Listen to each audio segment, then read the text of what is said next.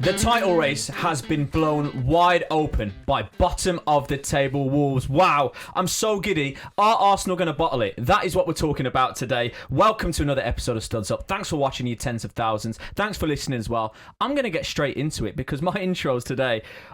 So after that, has anyone seen segments? He's lost his voice, much to the delight of the Arsenal fans. But has anyone seen Jason Cundy's vocal cords? Jace, how are you? Oh, look at him go. Sorry, they should drink that out of a bottle. Sensational stuff last night, wasn't it? On the sports bar. Fair play to Wolves, by the way. But Arsenal, how they've not let that slip through their fingers, I will never, ever know. They weren't great, by the way, at all. But to allow Wolves back into it was... They may live to regret that. They might. As I move on to my next guest too, his eyes lit up last week when I told him that Chelsea could relegate Spurs. Wait till I tell him that Chelsea might have a say in the title race when they play Arsenal in a few weeks. Rory Jennings, how are you? Yeah, I'm brilliant, actually. I'm feeling top of the world. Absolutely brilliant. Yeah, I mean, it's amazing, isn't it? You know, people are talking about this game at Molineux. They're talking about it being a draw, and it wasn't a draw. No. There was clearly a victor. The victor just happened to not be playing. Like, Manchester City won at Molineux in a fixture where they didn't even play. Yeah. Like, there is only one positive to come out of that game, and that is for Pep Guardiola. Here's a question for you. Go on. Relegate Spurs, or take the title away from Arsenal? I mean, it has to be take the title away Yeah, from it. It has to. 100%. It just has to be. Are you both on the same page now? 100%. Yeah, really? Yes. Yeah. I don't mind Spurs being in the Premier League. We've kept Arsenal away from the league by various means. Chelsea have done it. Liverpool have done their bit. Man City have done their bit. Yeah. Kept them away from it for over 2 decades. You just can't let it slip now. You've got to preserve that record for as long as possible. Well, we're into it a little bit, but let's get into it a little bit more. It's the day after the night before. Wolves draw 2-2 with Arsenal. Unbelievable result. It's blown the title wide open. I'm going to ask you straight away, Jace. Are we witnessing a slow bottle? Right, What do you think? Here's the thing, right? Arsenal, there is no title race at the moment. No. Right? What would you mean? Because normally, look, I remember when we won the title against Man United, it was Chelsea United pushing one another. I remember when Klopp and Pep used to go at it, they would push one another. I remember Man City won it by 1 point. Yeah. And then Klopp lost that title to Manchester City because City was so good. That we're not witnessing that right now. What we're witnessing is Arsenal open the door and saying to Man City, chase me. Chase me. I see what you mean. Come and chase me. Because Manchester City, they are not a side right here, right now, that are chasing Arsenal and putting pressure on Arsenal. The pressure is coming from within. The pressure is coming from within, but regardless of why they're in the situation that they're in, Arsenal can now hear the hooves. They can hear the galloping of Pep Guardiola behind. Yeah.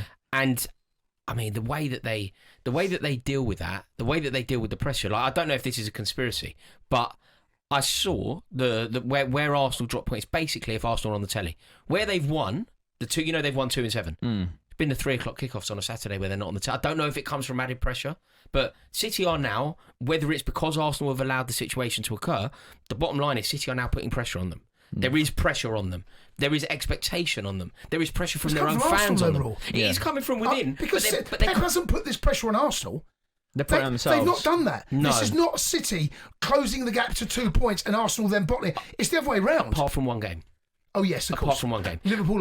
Do you think that maybe the fact that City won at Liverpool, that kind of that moment, you got to think that Arsenal were 9 points clear when there was what 10 minutes left in that game, 7 minutes left in that game. Arsenal were 9 points clear. According to Bernardo Silva, the title was over. Suddenly, rather than being 9 points clear, you're 4 points clear. It's incredible, isn't it? And for the first time, and I don't know the answer to this, I'm going to throw it to you two. When was the last time this season that Manchester City had it in their own hands? Yeah, it's not happened, has it? I can't. It must be really early part of the season, Yeah, right? no, I don't think it has. But we are talking October, September. Yeah. Well, do you know what? And it's so significant, and I can be totally transparent as to why we know it's this significant. When Arsenal were playing Brentford, and I'm watching that game, Brentford were on the front foot, and then there was a few moments. There was a few moments where Igor Thiago. There was a few moments where you thought they're going to win it. Yeah. And I was so desperate for Brentford to win it because it would have meant that it was in City's hands. The fact that Arsenal got the draw, it made me think, it's still in their own hands. Yeah. Now, 6 days later, it's not. Yeah, well, it could be 2 points on the weekend. And we're going to get into the manager. Sorry, just on that. By the way, there was a stat that came out last night. For the first time in Premier League history, the side that led the Premier League had a 2-goal lead against the side in the relegation zone. Forget about bottom. It's the first time it's ever happened. That's insane. Right? And we're talking about one of the worst sides in Premier League history in this Wolves team. Rob Edwards Wolves. Well, even the game itself, to your point, Jace, it's so self-inflicted from Arsenal. I mean, that's been the kind of undertone of this title race. But the Wolves' first goal was unbelievable. Fantastic strike. But it was just total capitulation. Even the manner of the smash and grab equaliser by Wolves. We haven't got an actual answer from you, so I'm going to double down Rory Jennings. Do you think Arsenal are going to bottle this title? Well, they're telling us that they are. It's not about my opinions. It's not about do I think they're going to bottle it. They are in the mid-process of bottling. Yeah. Can they rectify that? Yeah, absolutely. Of course they can. They win every game between now and the end of the season. They win the league. They adopt a more cavalier, brave attitude. Arteta maybe rewrites his rule book. They could win the league. Yeah. And we have to hold our hands up. But at the moment, he ain't doing it. He ain't doing it. No. His cowardly approach... I think Arteta's a good manager, right? Yeah. But he is costing his team at the moment. Well, own goal has been their best player. Fantastic player. But he bit them on the backside yesterday. I'm going to put it over to you, Jace. Do you think they will bottle? No, if I had to be in any position right now, I'd still rather be Arsenal's. I'm not convinced that this Manchester City side are good enough to win the title. So it's more on City. That's what you're saying. Well, if City... Look, they just signed Mark Guerre here. They've got Semenyo, right? There's 2 additions that are going to... Obviously, Semenyo's been a massive improvement on them. Yeah. I'm not...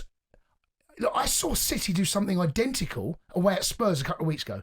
2-0 up, cruising against a Spurs side that are down on their knees. Oh, yeah. And they've done the same. So it does feel as though whoever wins this is going to limp to the title. I just wonder, Jace, do you think there's any truth in this? I've kind of see the season almost starting for both teams... with that City win at Anfield. Yeah, I think... I'm like that. Anything that happened before that... Yeah, that win is enormous looking back now. That's the line in the sand. It's like, how are you post that date? Yeah. And post that date, City have been good and Arsenal have been abject. Here's another question for you both, right? Go on. How big now is this Carabao Cup? Because we often speak about, and Raw knows, and back in 2005, we beat Liverpool in the Carabao Cup. Jose said that was the marker that can prove these boys are winners. First thing they won together as a team, right? Under Jose. Can you imagine City going and win that Carabao Cup? What will that do psychologically to Arsenal? I just wonder what damage that could do. Is that before their Premier League game that they have against each other? That's the question. I think it is. Yes, it is. Yeah, it is. You've not seen how it can go. Go on. It could go League Cup final, League game, Champions League. Oh. They could play each other 4 times in the space of 3 weeks. Wow. You know what? To your question, that is huge, that final. It's huge. It's got bigger now, hasn't it? Yeah. To say that will have a say in the title race is insane. Is this too but simple? You're right. Whoever wins the League Cup wins the league. No, I don't think it's true. That's the point I'm making. Do you think it is that blatant? Could be. I think that could well be one of the most important Carabao Cup finals that we've seen in the Premier League in a long time. Who wins the league? Potentially. Yeah. Let me focus on what you said actually earlier and double down on it. You talk about Arteta potentially might have to rewrite the rules and tear up his own rule book. Here's a question for you. If we get to the end of the Premier League and Arsenal don't win this title, should he stay in his job? Possibly not. I'm inclined to say yes. I don't think it would be a disgraceful sacking if they were to finish second and trophyless. Yeah. I don't think if the Cronkies were to react, I don't think it would be outrageous. But I'm still inclined to say that what Arteta is building, this is a team built in his image. He spent a lot of money in a team in his image. To then pull him out of there, I could rationalise it. It can make sense. Yeah. But I also have to admit, begrudgingly almost, he is a good manager. And he has made that club, if nothing else, the word I'd use is a serious football club. Yeah. Jason and I have been panic-stricken for a long time that they're going to win the league. A year ago, we were equally panic-stricken that they were going to win the European Cup. It's been a long time since you felt like that about Arsenal. They are now a serious proposition. Yeah. Whether they win it or not, Arteta has made them serious. So and you think for that, I would extend a courtesy. I can understand. Trophyless. If they go trophyless. I understand trophyless. why they sack him as well. Yeah, I think the Champions League is going to be key amongst this question as well, right? Because if they don't win they've got to win one of the big ones. I don't think win the Carabao Cup, even the FA Cup together. That may give them a stay of execution, but it's about the big trophies. That's what this squad has been built for, and they are ready. And we saw last night against Wolves that they're almost a little bit too scared. to go and get the third goal. Yeah, go and Nate, forget the third, Jace. Go and get the fifth. It's Wolves. Go and get the fifth. To allow Wolves to come back and I think he could. I think he may well lose It's his all job. too He doesn't win. emotional. It's all too emotional with Mikel Arteta. Like, we're in February. We're in February. Do you know what that win should have been when they went 2-0 up? Under Mourinho, this is exactly what Chelsea would have done. Yeah. We would have won the game. It would have been 2-0 over, onto the next. Yeah. It's like, win, next. You're not emotional now. It's not a must-win, everything. It's just functional. Yeah. And you can get into a situation where you feel like it's a cup final. Yeah. But you do that in May. You don't do that in February. You don't do that with, 11 games left? No. You do that with 3 games left. Cup final. Find a way. And we've seen this before with him. Do you remember that first title race that he went into with Guardiola and they beat Villa? Do you remember? It was a little cushion header into the back of the net by Emi Martinez. Jorginho hit the bar. Yes, I remember it. Yeah, Villa Park, yeah. And it was all in They were celebrating like they won the league. They won nothing. It was early. It feels to me, with everything Arteta does, there is never just a functional win. There is never just like a bog standard win next. Yeah. It's always this emotion, this cup final. And it's counted against them because at Wolves, it felt like they were playing in that kind of way. But at the end of the game, it was a little bit battle of the bridge. Well, you saw what happened Battle at of the the bridge. end. Remember when Tottenham knew they'd blown the title and they thought that they'd lost their heads? Well, the same thing happened. You saw what happened with Jesus at the end, and there was a scrum. And the last 2 games, away at Brentford, away at Wolves, 1-0 up, 2-0 up. They come away with just 2 points where they should really have come away with 6. Yeah. Where's Very that telling. fight? You know the fight that they were displaying at the end? Getting someone round the throat and that? All well and good after the full-time whistle. Why are you not doing that? Why are you not doing that? You know when Declan Rice was looking around, he's cajoling the rest of his team. Yeah. He could see what was happening. He knew. You could look at him and you could see the desperation. And his teammates ignored him. Can I just say on the Wolves' equaliser, you watch how the goal come about was, and you'd often see this. Raya don't make many mistakes. Nah. But he's come over the top of, who was it? Was it Saliba? I think it was over Saliba, Over yeah. Saliba, And he right? drops it, yeah. Right? He's done something similar way at Sunderland, where they equalised really late on, where he's come out of Ballard. right? Yeah. So I felt, but that moment, let Saliba deal with it, right? And that tells me that there's just a decision. He's making a decision that he rarely makes. Yeah. And he fumbled it, and that's how they got their equaliser. It's so true. Do you know what? There's so many elements that we've talked about there contributing to why Arsenal should feel nervy. I'm going to say something. I also think, because I was detecting this a couple months back, I think that Arsenal fan base are actually one of the components as to why we're witnessing what we're witnessing. They've been nervous about this for so long. I can just detect the shakiness within the fan base. It's, there's a bit of and I know they're going to hate this, but there's a bit of Spurs to the fan base. No, I told you I had an experience. I lived this firsthand. I've got a little office in Dalston, so I have to go through Highbury and Islington. I work the Liverpool game there, so I've got to go through Highbury and Islington, so I'm on a train with them, and I'm in disguise. I'm thinking, oh God, please, God, please don't beat me up, please. Someone's going to chin me. I'm thinking, I've only got to go one stop. I'll get to King's Cross. I'm home and dry, but I've got my hood up. And do you know what I could detect on the train? It's very weird. There was, I think, anxiety we can understand. Yeah. Arsenal fans anxious in a title race with City, fair enough. But do you know what they were off the back of that draw with Liverpool? Bearing in mind they were still clear in the league. Anger. Exactly. And you're like, wait. You've taken a point. Oh, you could have won that game. You should have been more brave. Yeah. But you're still top of the table. You're top yeah. of the league. You've taken a point against the champions. This like furious approach. Well, I've got with them. They were booing them. On the sports bar last night, we were taking calls from Gooners saying the title race is over. I know. I It's can't they believe do feel it. that. And that I think spreads fear. Yeah, don't even say it. Why say that? Well, because they've been here before. They've walked in these shoes. They know what this feels like. And they need a league, man. They do. They are desperate. I know what that feels. Yeah, they need we know it. what it feels like as football fans, right? Yeah. And Chelsea. Yeah. Right? But it feels as though that there is the desperation, and you kind of get the senses on the pitch as well. Do you know what they've become, Arsenal, in a way? Do you know over the years, and it's not to the same degree, but Arsenal are a huge club. You know when we talk about clubs that need a trophy? Yeah. You go, Villa, massive club, they need something. Leeds United, massive club. Everton, Paul Rideout, 95, they need a trophy. It's getting to the stage where Arsenal are kind of in that. Yeah, they are. They're kind of in that. Because it was Arteta's first year, he won the FA Cup, but then everyone says that wasn't his team, and he just picked it up. It was during COVID as well. Like, it's different. And it was a long time ago now. Yeah, it was. You know? Yeah, that was a long time It's a totally ago. different looking team. Totally. This is built in his image. Yeah. 100%. Well, I've got Arsenal's next 9 in front of me. They've got Spurs next, then they've got Chelsea, Brighton, Everton, Bournemouth, then it's Manchester City on the 18th of April. That is just a huge. Does that define the title? Yeah, surely. Well, potentially. I mean, Well, it City depends what happens between now and then, right? But we got the North London derby coming up this weekend, right? If you went back 3 weeks ago and you asked a Spurs fan and Arsenal fan how they felt about going into that game, Arsenal would have been buoyed, saying we're going to turn up there 5-0. Right now, you fast forward 3 weeks, see what happened last night against Wolves. Spurs got a new manager. It's at the White Hart Lane Stadium. This fixture feels all of a sudden it's like swung a little bit back in Spurs' favour. Well, I know which I would never have said. Is it a great fixture? Look, Jace, you've played, right?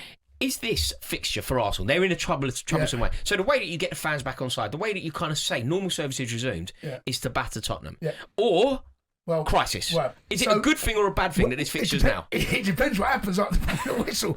But if Arsenal go there and win, right, that shows real balls. Because you've got this game right in the predict. I don't want to spoil it for everyone. But, But I think Spurs can take someone at this game all of a sudden, and I would not have said that 3 weeks ago. No, I know. A draw kills them, doesn't it? Is it a good fixture for Arsenal? Do you think if you're in the Arsenal dressing room now, are you happy you've got this fixture? No, I'm not convinced you are. No. Now. I think that, like I said, 3 weeks ago, it looked far more appealing than it does now.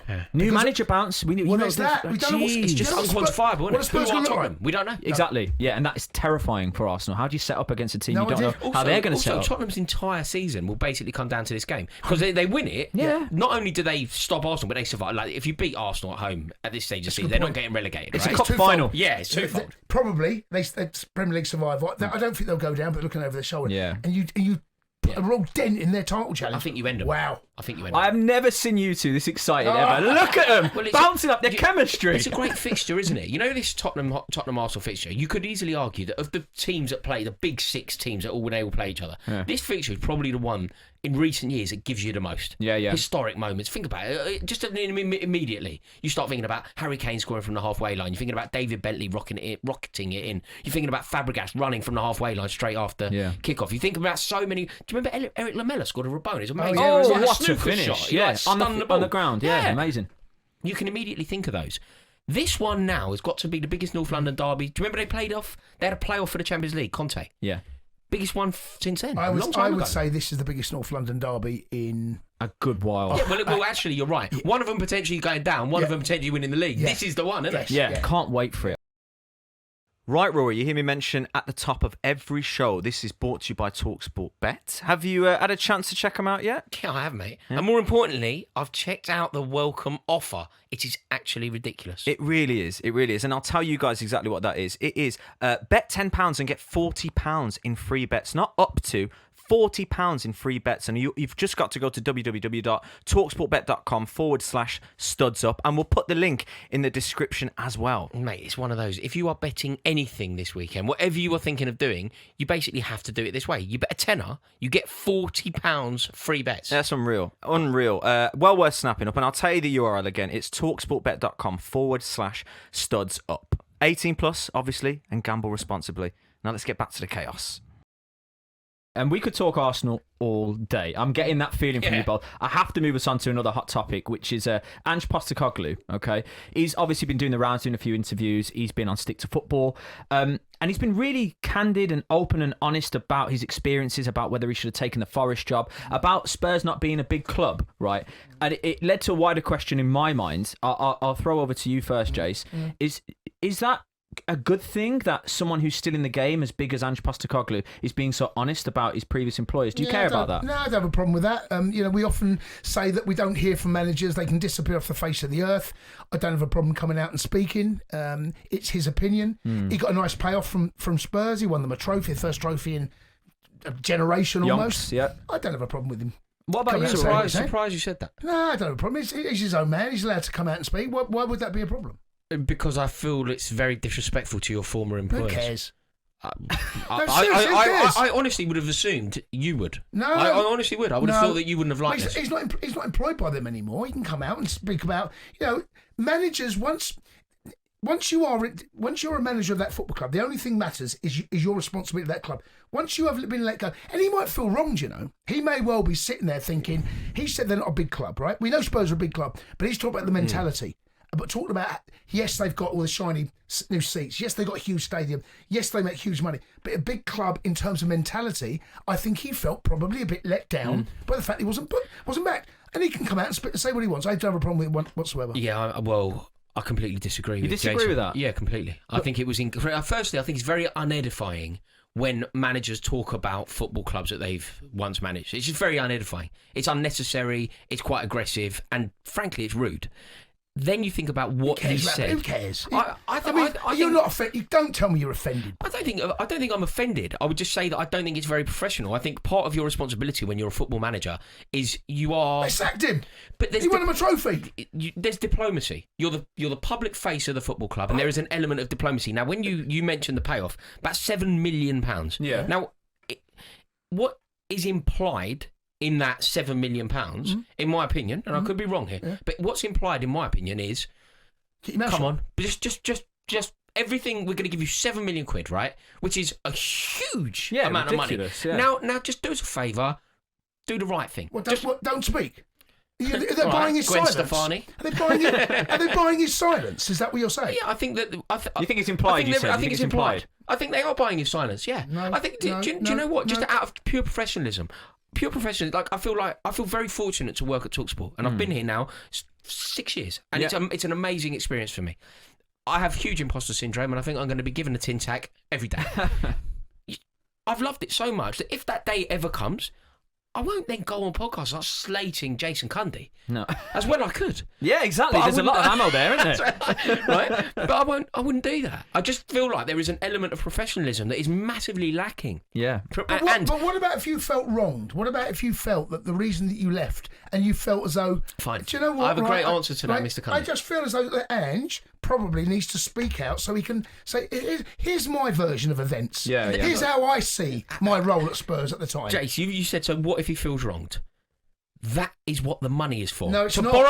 Borrow a phrase from Mad Men. It's not. That's what the money's for. No, it's yeah, not. you feel wronged. You've had to eat a bit, right? That you don't want to eat. You don't think the way it's been played out is fair. But what about his professional... That's what the money's for. What about him as... So everyone says they never feel sorry for managers to get the sack because they get the payoff, right? Yeah. They always say that. But what about his professional feeling about as a football manager? Well, he's being honest, isn't he? Because No. they may get paid off, but his reputation potentially has been damaged. His reputation has been damaged massively from going on the overlap and talking. I don't think so. 100%. What if it was a Chelsea manager, Jace? Would you care? Well, Jose's done that. Jose come out and spoke about the Chelsea fans and Conte.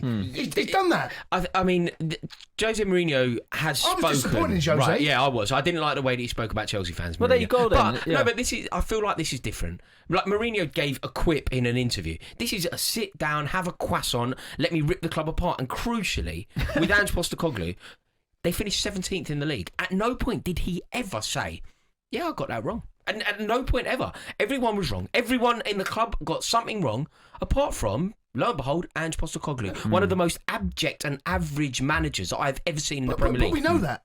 But we know that. We're not, we haven't taken stupid pills, by the way. But we know how they finished. We know their league position, but we can still... But he doesn't seem to. Well, but we don't have to believe that. We can see the league, 17th. We saw where they were. We can all take... We haven't got to believe every single word he says, but basically what he said and come out and said it, I don't have a problem with it. I'm going to step in. I think you guys could go on this all day, but it's interesting you both have a difference in opinion. More interesting, Rory, you didn't think that Jace was going to say that, so I'll let the comments decide whose side that they're on there, but that's a good one. Let's talk about Forest, who is one of those clubs that Ange obviously got sacked from. This is the first time in Premier League history that in a season there's been 4 permanent managers.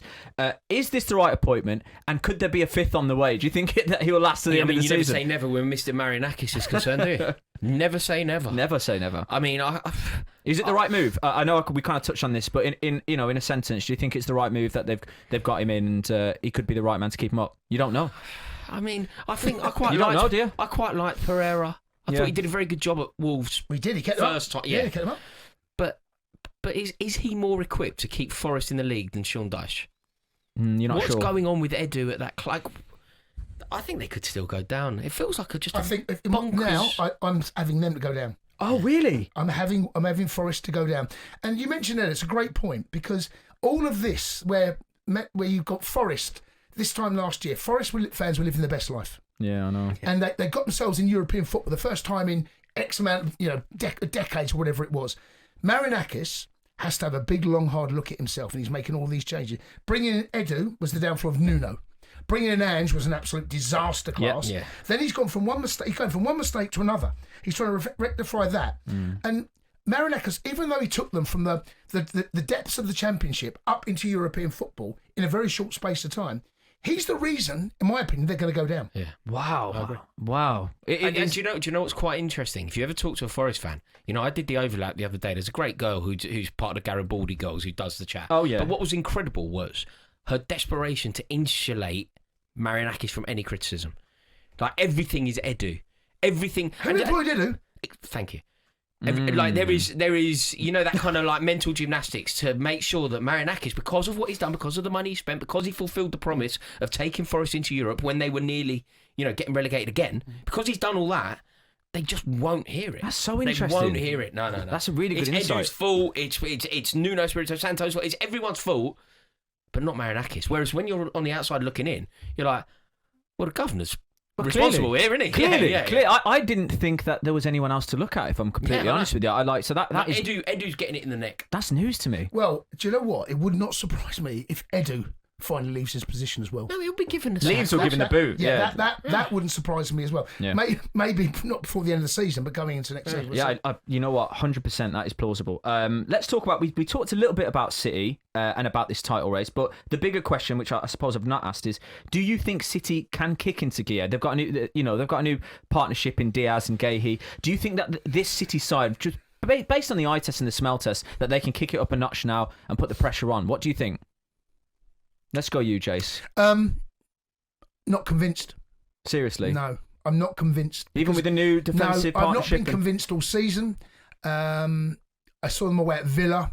Very poor. I know Villa have been a good side, but there have been moments this season where Manchester City, it's not the City. And there are reasons for that, because the rebuild started actually last January. Yeah. When Molineux and all that. Yeah. That was where it really started. So they are in a period of transition. Arsenal aren't. Arsenal have all their ducks in a row. Their squad is built. Everything's covered. They got you remember last year when Saka was injured, they didn't have real cover out in the wide right. They got Noni Madueke now, right? Yeah. If all of a sudden Odegaard goes out, they've got Eze to come in. On the left-hand side, you've got Trossard, because, Martin, they've got real cover all over. Gyökeres is up there. You look at this squad, it's built, right?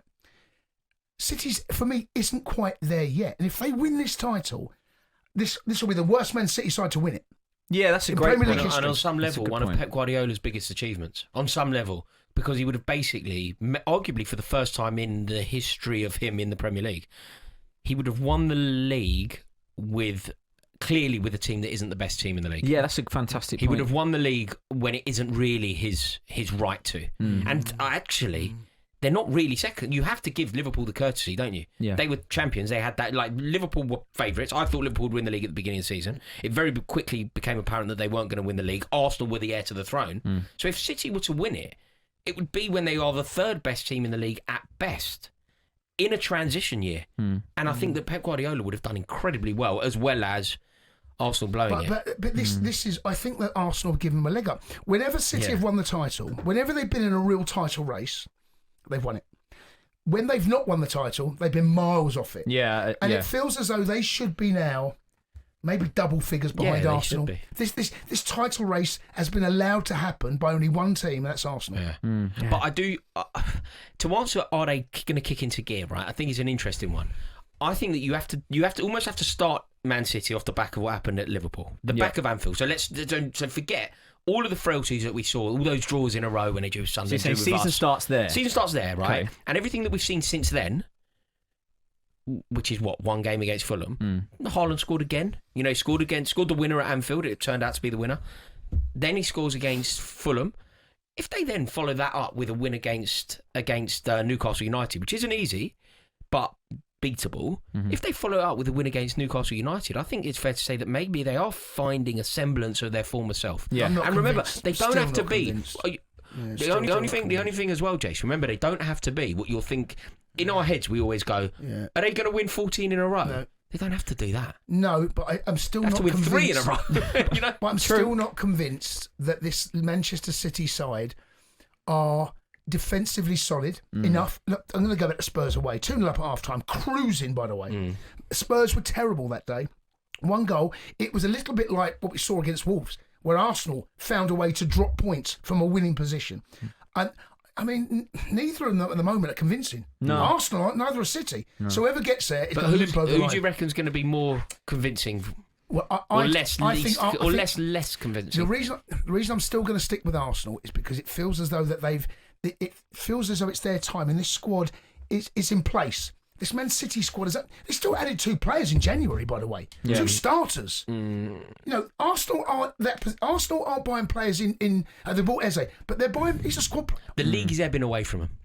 Like whether they're still favourites, I think you can certainly rationalise it. Jason's right, but at one point you would have said they're favourites by 10 points. Yeah.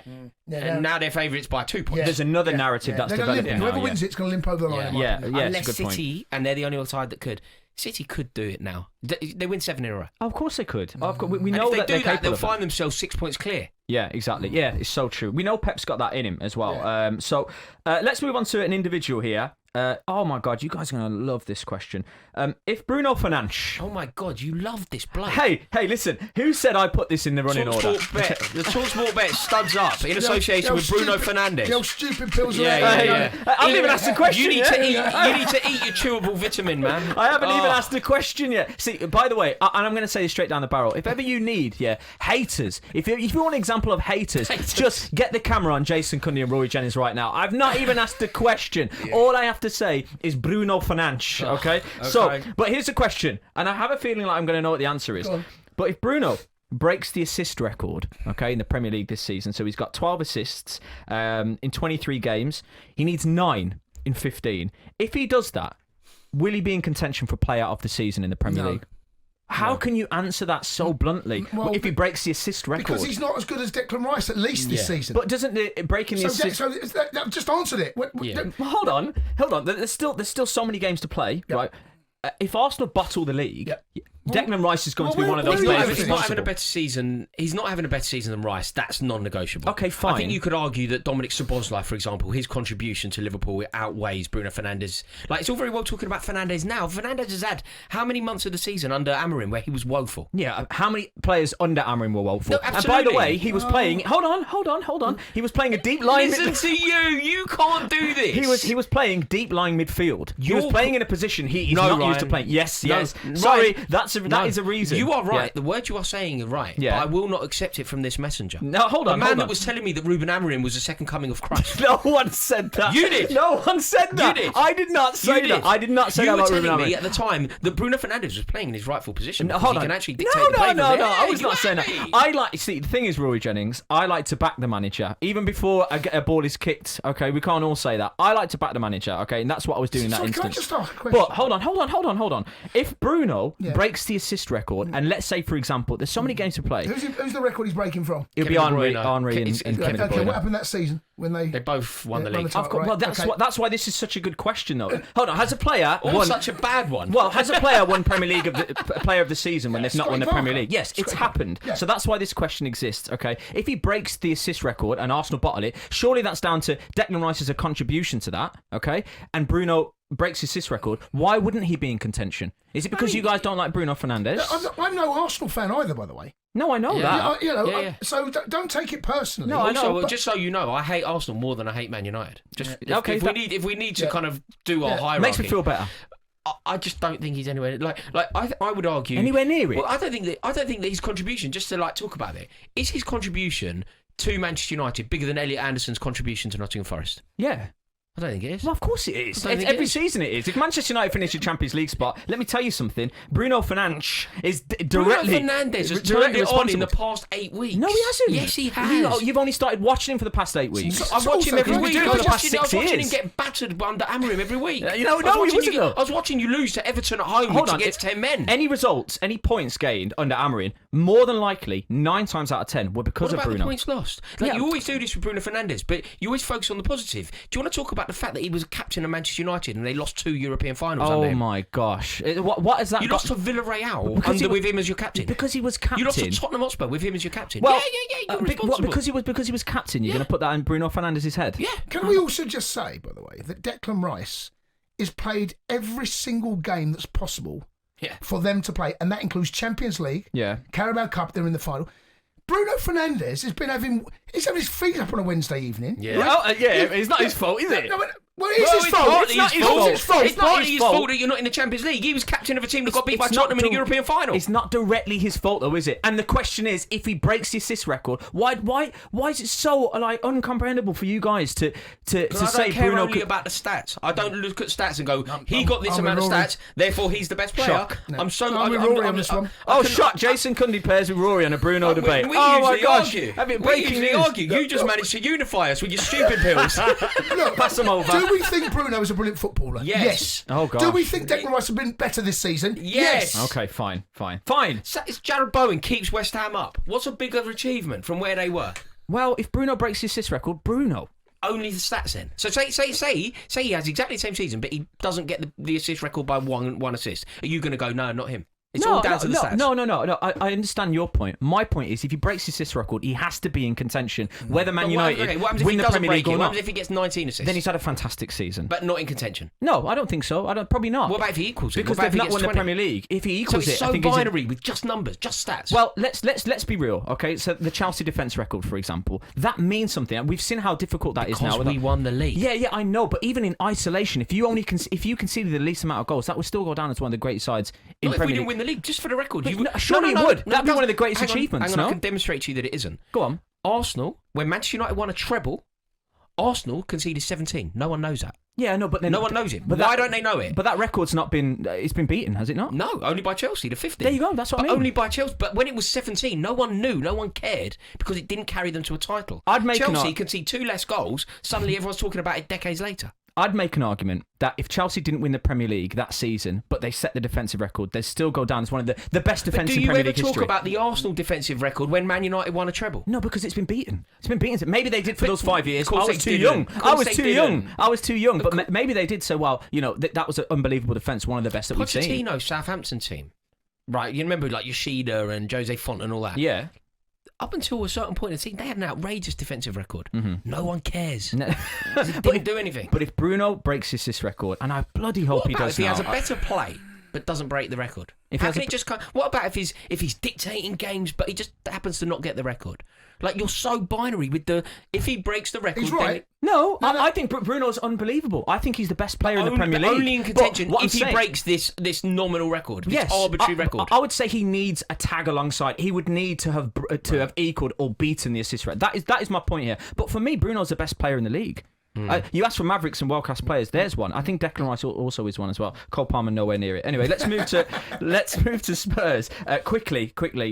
Does their new gaffer Igor Tudor keep them up? What do you think? I don't think Spurs will go down anyway. Even if Thomas Frank was there, in all honesty. Really? But the problem they've got is that West Ham are breathing down the neck. Had West Ham's performances and results stayed the same as they were 6 weeks ago, Yeah. I think you might find Thomas is hanging on to his job. But they're worried now. They're looking, and you can't have West Ham closing the gap on Spurs. And I don't know what he's going to do. I've got no idea. No. Cannot wait to see what they do against Arsenal at the weekend. I don't think Spurs are going to go down. No? no. You don't think there's any danger there? Well, they're in danger. Could happen then. It could, but I just feel that Forest right now, 4th manager in one season. know. It just feels that club is in far more turmoil. Yeah. And man for man, if you ask me now where I put my pound of Cundy money on, who's staying up, I'm going to have to put my pound on Spurs. Yeah. Same with you, Rory, quickly? I agree with every word apart from under Frank. Like I think Jason suggested that he was fairly confident Tottenham stay in the league under Frank. Yep. I think they were in real dire straits. Only under because Frank. West Ham, though.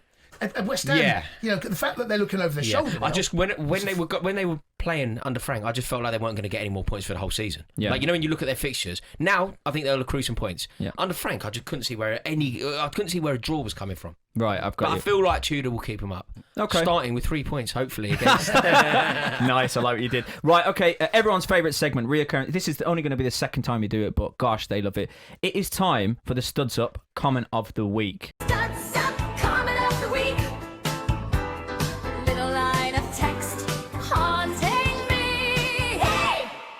Oh, there you go. incredible! It gets better every time. It does. good. Like that little jingle. Yeah, little homage to Blondie, Yeah. Kim Wilde, love it. Yeah. See, they love it. They love it, the boys. There's a few here. I'm going to single out 2. So this one is directly to Cundy. It's based on, and there's a few clips that go out on social media on the back of Studs Up. This is a really interesting one. Someone says that because you once played for Spurs, that potentially, he says, Cundy once got played by Spurs and wore the shirt, by the way. And that's something that you get sometimes, I think, when you critique Spurs. Do you, and to be fair to you, you did say that you want Spurs to stay in the Premier League. People didn't see the whole episode. Yeah. Do you feel like, is there a dog in the fight when you talk about Spurs, or do you completely detach the fact that you ever played for them? No, just completely detached. I'm a Chelsea, because I'm a Chelsea fan. Really? That's it. When I say that, there's a full stop, and that's enough. Yeah. I don't have to explain any more. No, I like it. I'm a Chelsea fan. Look, Mickey Hazard and Graham Roberts both played for Chelsea, right? I was there as a kid when they were both there, right? You watch them on social media. There is no love for Chelsea, and that's the way it should be. They're Spurs fans. Yeah. And I really don't grasp this, how fans think that because I played for a club, I have some affiliation, or should have an affiliation with them, simply because they paid my wages, and I played for them. No. When you retire, you go back to what you did as a kid. Supporting Chelsea. Yeah. That is it. And people say to me, why do you hate Spurs so much? I'm like, well, I love Spurs as much as you love Chelsea. And they say, well, we hate Chelsea. I'm saying, there you go. You've answered your own question. I like it. Yeah. Absolutely, Banger. So refreshing to hear it as well. Spot on, Mr. Cundy. I like it, yeah. I actually can't come up with a rebuttal for that one. I think that's fair. Right, here's one directed at you, Rory. Love being a Spurs fan. This is in the back of some of your comments about Spurs. Love being a Spurs fan. Yeah, it's a crazy ride, but you're literally obsessed with us. Are you obsessed with Spurs? That's my question to you. Yeah? Yeah. In what sense? Can I tell you, when Chelsea won the European Cup, I was in Munich, I was in the upper tier, and the drama that happened that night, you got to think Robben missing the penalty, Schweinsteiger missing the penalty in the shootout, or Juan Mata missing the penalty in the shootout, Drogba ultimately winning it, David Luiz scoring, giving it to their fans. Like, you know when the ball hits the back of the net, Didier Drogba? The Chelsea players run towards Drogba, Frank Lampard runs towards us. It was just amazing. In that moment, my shirt was off. I'm with my old man. It was amazing, right? In that exact moment, a little bit of me went, unlucky Tottenham.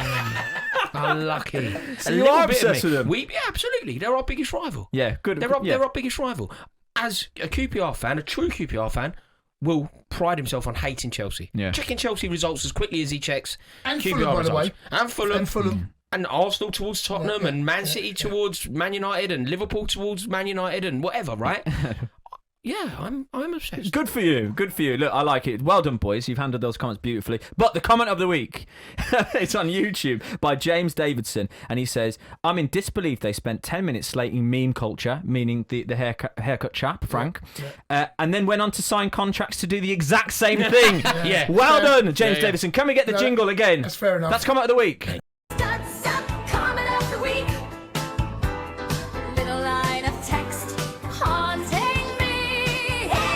Hypocrites, the lot of you. So it's 5 games in a row. Yeah, you're one down already. I do a show topless. Right, so we beat Hull. Yep, that counts. And you've got an apology to your new gaffer and Blueco. Yeah, that's going to be grim. That's it. Yeah, that's going to be grim. We'll cross this imaginary bridge when we get to it. After Burnley, we got some serious fixtures. Yeah, I know you do. It's very difficult to do as well, although you've done it twice already.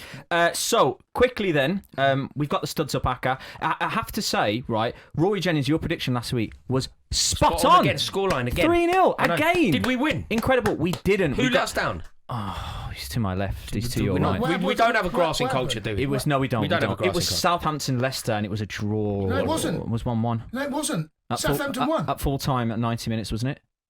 Yeah. Oh, no. Yeah. Oh, I checked the score as well. I know.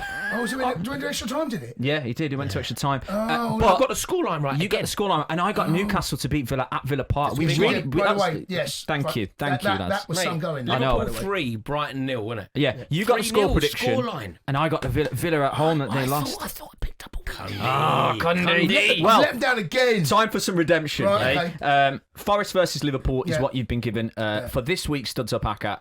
What are you going to go for here? I think Liverpool too strong. That new manager bounce. I don't know what's going to happen. I think Forest are going to go down. I think Liverpool go there and win. Yeah. I'm going to go 3-1 Liverpool.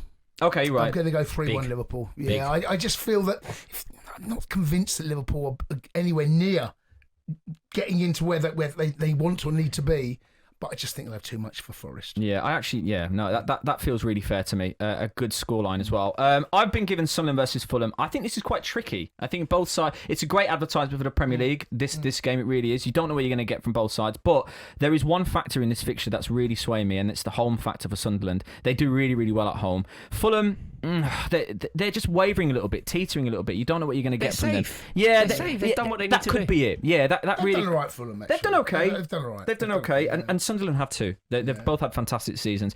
I'm going to say the home factor doesn't always play in my favour when I'm picking these things, but it does here. And I think Sunderland are going to edge them out 2-1. That's what I'm going win. for. Yeah. Could easily set us up for Sunderland finishing the season above Newcastle. Oh, I know. They play each other soon as well in a couple of weeks, I think. So, I'm going Sunderland 2-1. Rory, you've been given the pleasure of the North London derby. Where are you going to go with this one? I can't wait for it. I mean, Jason pointed it out earlier. It's the biggest North London derby that we've had maybe in the Premier League era. Yeah. One could go down, one could win the league, and this could define it. And I think it's got a draw written all over it. I'm going for 1-1 draw.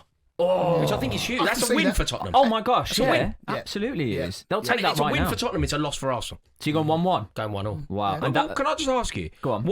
I know this is my fixture, right? So my one is the one that counts. Yeah. But what would you two say for this? I buy into that. I can see. I think Spurs will get something out of it. Do you? Yeah. I can see 1-1. I'm so tempted by the draw as well, I have to say. Yeah, that is exactly where I was going to go. But if Arsenal edged them out, I wouldn't be overly shocked because Spurs have been so Arsenal poor. Win it 1-0 or something. Yeah. I wouldn't. It wouldn't shock me. But with this new manager bounce, I just think. Don't know, do you? I You just don't know. I think they're going to be scared. It's totally Arsenal. unquantifiable, this Tottenham team. Yeah, and quite rightly they should be scared. Studs Up Aka will be on site. It will be on the app as well. 18 plus gamble aware. Of course, Jace won't let us down this week. I've just got a really good feeling. You're not going to let us down, are you? No, Liverpool won't let us down. It's not me, it's Liverpool. That's you. Right, okay. And I've given us a few minutes because we are the home of the Mount Rushmore to squeeze this one in, and it's a really, really good one. The Mount Rushmore of players to have never won the Premier League, but have obviously played in the Premier League. Oh, right, okay. So been given some Best players to have never won it that have played in the Premier League. There's one that leaps off the page, right? Is Steven Gerrard, yeah. Of course. Yeah. That's that one. Gerrard is the answer to this. Yeah. After that, we're filling in. Yeah, okay, do you know what? I'm so happy to agree with you there. Like, there's no problem with that. So we'll put Gerrard on there. Yeah. Bruno Fernandes. How did he not get it in? It's on the paper. Yeah. I'm just too scared to say. Yeah. You've got me petrified here. Bruno Fernandes is on here. I don't think he qualifies, if I'm being completely honest. But I've been given. There's other players here. Harry Kane. Luis Suarez. Harry Kane is one. Harry Kane is definitely one. Yeah? Yeah. Have you ever heard Wayne Rooney talk about Harry Kane? I know, it's fascinating, isn't it? Just thinks he's the best footballer to ever live. No, but honestly, Harry Kane is ridiculously good. Yeah. He is a brilliant footballer. And Ryan, there it is again. Do you know what I feel like it is with Kane? He's your favourite footballer's favourite footballer. Yeah, so true. All of the former pros that talk about Kane. So good. But I feel like the former pros give him far more love than gobby boys like us. Gobby boys like you, right? In the sports bar, there are people that still think that he is not world class. That is insane. He could win the Ballon d'Or. Yeah, he should. Yeah. He cumulatively deserves it. He's been the best player in the world for 10 years. Right, that's how Champions League cements it for him, really, doesn't it? Yeah, he gets the Champions League. World Cup. Good point. So Kane and Gerrard.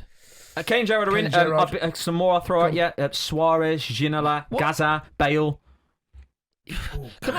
Bale's a good shout, you know. Bale, for me, always leaps off the page. Bale's a good shout. Just what? It's not that he's not. It's just that it happened in Spain, didn't it? When Bale became the Bale that we think. Yeah. I know he was great for Tottenham. That's why he got the move. In the way that Modric was great for Tottenham, is why he got the move. Modric is another one, by the way. But the player that they became was the player. But that last season for Spurs, he was 1 year. outrageous. Because he transitioned from left back, didn't he? He was outrageous that last season. Yeah. He was scoring some unbelievable goals. Can I ask you about one? I think Matt Le Tissier is one of the best. Letizier's a great shout. Like the quality of goals. It's like Bergkamp. Matt was, I played it. Well, I've known Matt since I was a kid, but Matt Le Tissier was. Would you have him on the Mount Rushmore? Listen, if he's on there, I ain't going to get a complaint from me. I just think that the quality of goals, if you're ever bored, just watch a compilation of Matt Le Tissier. Oh, I know. Some of them, I think he won Goal of the Month. And number 1 and 2 were both him from not only the same month, the same bloody game. What game was it? Blackburn Rovers. Doesn't shock me I at remember all. that, yes. Blackburn Rovers. The compilation. Same game, mate. If you've got half an hour, you can just stick on a Le Tissier I've compilation. got no problem with Matt being in there. Let's put him in. Legod. Let's put him in. Yeah, Legod. Matt Legod. All right, great. Right, so that's the third spot. Fourth spot, we're still debating. Suarez, no. Ginola, no. Just to ask about Suarez. Yeah. Did it not I know he was immense, but the player that he became at Barca, like, he's third or fourth in their all-time goal-scoring charts. I know, yeah. Bearing in it's mind Messi's one, and obviously you can't rival that. He got himself to third. He went there late. Yeah, I That was know. amazing. There was a couple of seasons at Liverpool where he was probably the best player back-to-back in 2 seasons. So did Torres at 100%. Liverpool. He was Torres so and good. Gerrard, the link-up between Torres and Gerrard Yeah, was incredible. unlike anything that I'd ever seen up until that point. Well, if you don't settle on a player, I'm putting Bruno in. So Robbie that's Fowler, your warning. Oh, hang on a minute. I think we need to just think of Liverpool, don't we? Is it Robbie Fowler? Is it that team? It could be. It could well be. You know that. Go on. yeah. I'm going to give you a anyone- 30-second timer here. Yeah, so we've got Matt Letizia, you've got Gareth Bale, and we've got Steven Gerrard. No, you've put Harry Gerard Kane, Kane, Harry Kane. Gerard and Kane. Letizia. So you've got Maybe it is you haven't put Bale in. Maybe it is Does Bale. Bale make it? I'm having Bale. I'd be Bale. putting Bale in. Yeah, Are we putting Bale in? Lock it in then. There you There go. we go. That's the Mount Rushmore Bale. of players that have never won the Premier League. Tottenham and Liverpool heavy, isn't it? Yeah, I know. Well, there you go. There you go. Yeah, what's the common denominator there? Thank you very much for watching. Of course, another episode of Studs Up and Breathe. That was such a jam-packed episode. Cheers, lads. Really enjoyed it. Thank you very much, Enjoy mate. as always. Yeah. Is to Arsenal. There we go. What a wonderful note to end on. And the good thing about Studs Up is we'll be back next week. Take care.